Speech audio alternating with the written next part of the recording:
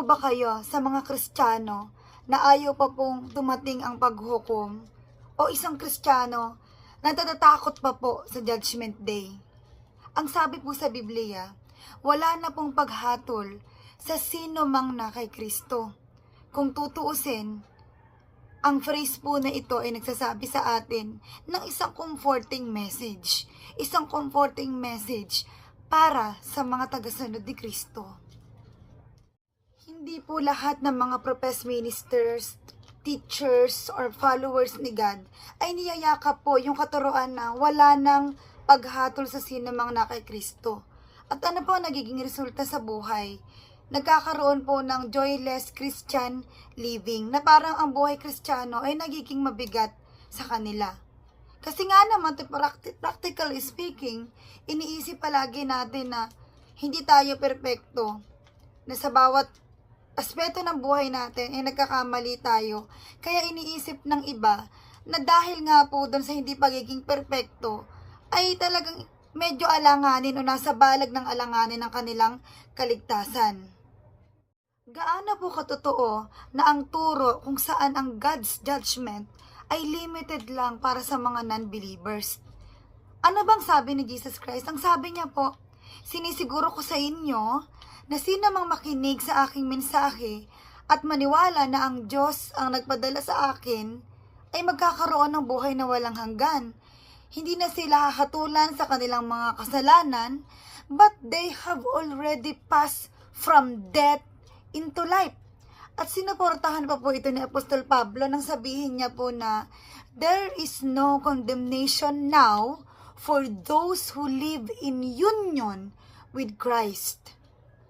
Ang pandiwa na condemn or yung action word na condemn o paghatol, ito po ay isang legal term nang ibig sabihin ay to hold or to prove something wrong or patunayan na guilty ang isang tao sa kanyang kasalanan.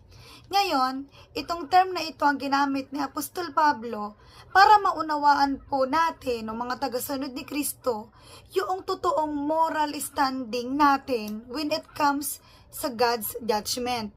Ngayon, in order for man to be escaped o to be excused dito sa God's judgment, ang Panginoong Diyos ipinadala niya si Jesus Christ sa atin to pay the price. In-express po ito ni Apostol Pablo nang sinabi niya po sa talata na while we were yet sinners, Christ died for us. Sapagkat haharap tayong lahat kay Kristo para hatulan. Tatanggapin ng bawat isa ang nararapat na kabayaran sa kanyang mga ginawa, mabuti man o masama, nang nabubuhay pa siya sa mundong ito. Let's talk about the term pre-investigative judgment. Siguro ang ilan sa inyo ay pamilyar sa term na ito. Kung saan sinasabi sa pre-investigative judgment na merong specific year na doon itinakda kung saan sa umpisa ng taon na yon ay nag-umpisa na ang paghuhukom. Kaya nga, ibig sabihin, sa ngayon, mula doon hanggang sa ngayon ay ang buhay ng bawat isa sa atin ay under investigation. Bakit nga ba nasabi ni Apostol Pablo na tayong lahat ay haharap kay Kristo? At ba't nasabi din naman ni Pedro na uumpisahan nga itong pagsisiyasat na ito sa mismong house of God?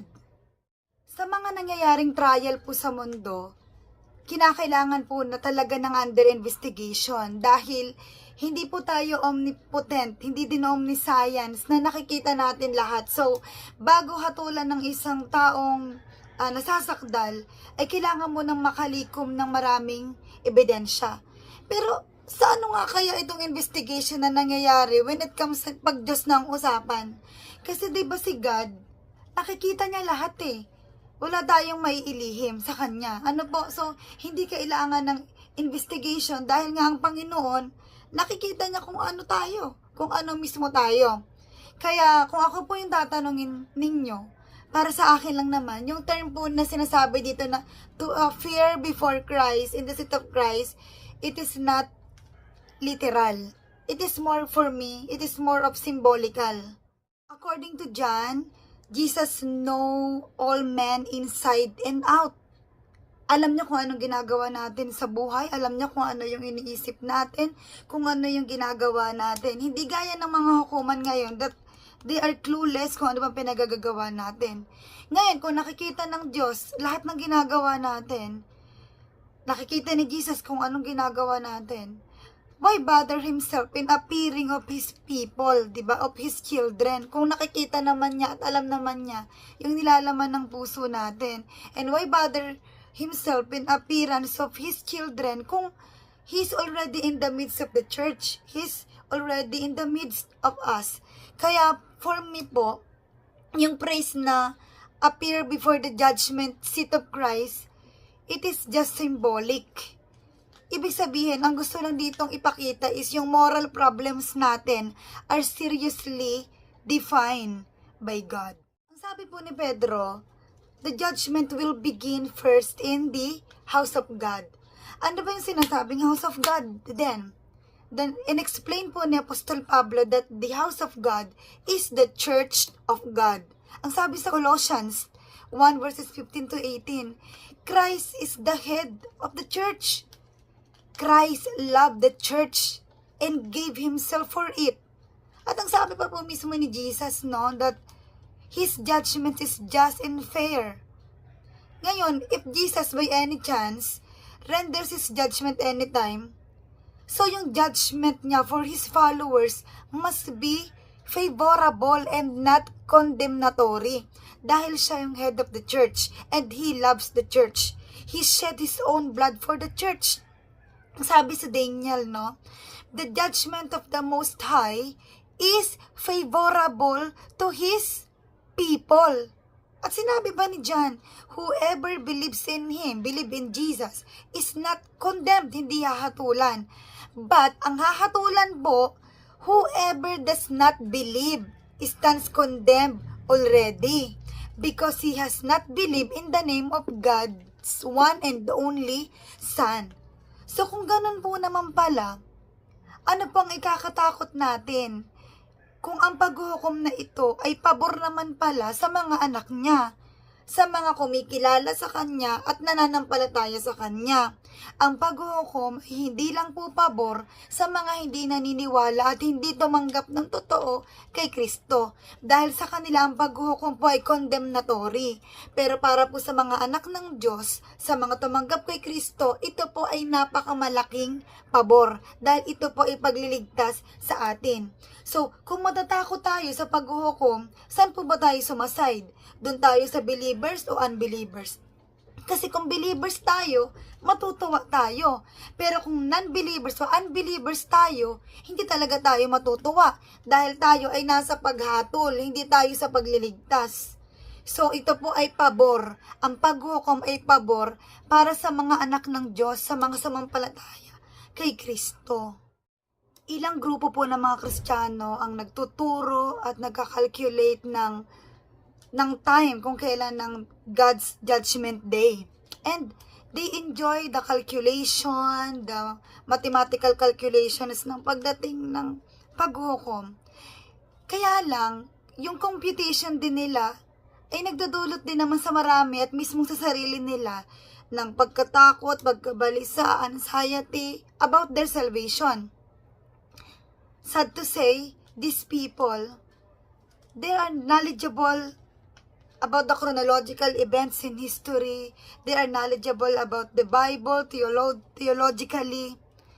But they still view Jesus as a tyrant coming king. Ang tingin pa rin nila kay Kristo ay isang malupit na haring darating. Mga kaibigan, ano po ba ang view ninyo sa God's Judgment Day? Ito po ba ay pagliligtas o paghuhukom? Masaya po ba ito o nakakatakot? Ano po yung view natin sa paghuhukom? Kung ang tingin natin kay Kristo isang tyrant king, isang malupit na tagapagparusa, talagang matatakot po tayo sa pagdating niya. Ano po, problematic po yung magiging view natin sa Judgment Day. Pero alam natin, ang pagdating po niya ay pagliligtas para sa mga believers. Notes, believers, hindi sinabing perfect kayo, hindi sinabing tayo ay hindi nagkakasala. Kundi sino namang tao po na nagpasakop at naniwala na siya yung magliligtas para sa atin. Ngayon, kung si Kristo po yung mag-i-stand para sa atin, hindi yung sarili nating gawa, ba't pa tayo matatakot? Matatakot lang tayo sa paghukom kung ang salvation natin sa ating view ay nakadepende sa sarili nating mga gawa. Hindi nga po tayo aabot dun dahil tayo ay insufficient. Kahit anong gawin natin, hindi po natin kayang iligtas ang ating sarili. Ngayon, iba habas may Savior. Kung mayroong taong magliligtas para sa akin at gagawa nito para sa akin, ba't pa ako matatakot? Hindi po ba? Kung ano po yung view natin kay Jesus, yun pong pwede makapagpasaya na sa atin na makapagpalungkot. Kung ang tingin po natin sa kanya isang malupit na hari na dadating, talaga pong matatakot tayo at mawawalan tayo ng saya bilang Kristiyano. Pero kung makikita natin siya bilang isang mapagparaya, isang mapagpatawad at tagapagligtas, ay masasayahan po tayo sa pagdating niya. Ngayon mga kaibigan, sa akin pong palagay, hindi naman mahalagay kung alam natin yung exact date kung kailan dadating yung paghukom. Hindi na po yun mahalaga Alam niyo kung ano pong mahalaga? Ang mahalaga po, ano yung relasyon natin sa Diyos ngayon? Ano po yung relasyon natin kay Kristo ngayon? Kasi, kapag nasa Kanya tayo, hindi na natin kailangang isipin pa kung kailan dadating ang paghukom Kasi sapat na po si Kristo para sa atin. His righteousness covers me, and His grace is sufficient for me to be saved. That His judgment, yung Kanya pong paghukom, yung condemnation, ay limited lang po. Para lang yung condemnation, para lang sa mga hindi naniniwala. Para lang po sa mga ungodly and unbelievers. Ang tanong po, maghanggang ngayon, tayo po ba ay believers o unbelievers pa rin? When a person, kapag ang isang tao po ay completely surrender his life to Jesus, automatic po yan biglang nalilipat yung ating moral standing in the sight of God. From the stand na tayo po ay labagista, from the former side na we are condemned as a lawbreaker, bigla po tayong nalilipat agad doon sa we stand as perfect in the sight of God. We stand na parang hindi po tayo nagkasala o hindi tayo nagkamali.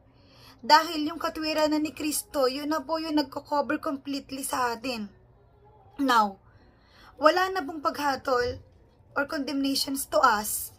Hindi dahil sa hindi tayo nagkakamali, hindi dahil sa hindi tayo nagkakasala, or hindi dahil sa tayo ay worthy. Dahil totoo, hindi tayo worthy dun sa eternal life. Hindi na tayo hahatulan.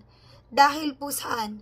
Dahil sa perfect life of Jesus Christ na tatakip doon sa ating record. Kasi hindi na yung record natin yung titingnan Yung record na ni Jesus Christ na yung mag-i-stands for us instead. Now, there is no condemnations. So mga kaibigan, dapat po ang pagiging buhay Kristiyano ay maligaya O dapat po ay masaya. Because even in the judgment time, Christ is the same Savior.